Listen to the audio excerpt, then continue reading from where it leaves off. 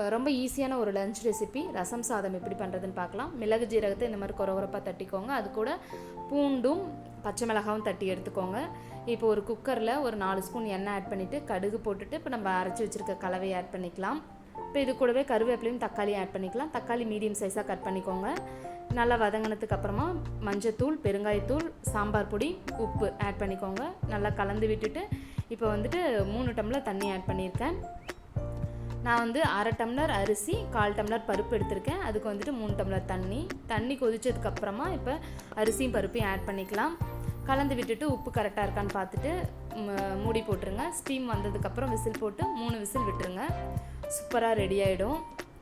இப்போ கடைசியாக கொஞ்சமாக புளி ஆட் பண்ணிக்கலாம். நம்ம தக்காளி நிறையவே ஆட் பண்ணியிருக்கோம், அதனால் புளி பார்த்துட்டு ஆட் பண்ணிக்கோங்க. கடைசியாக கொத்தமல்லி தழை தூவிட்டு கொஞ்சமாக நெய் ஆட் பண்ணிவிட்டு கலந்து விட்டு சர்வ் பண்ணுங்கள். சூப்பரான ரசம் சாதம் ரெடி.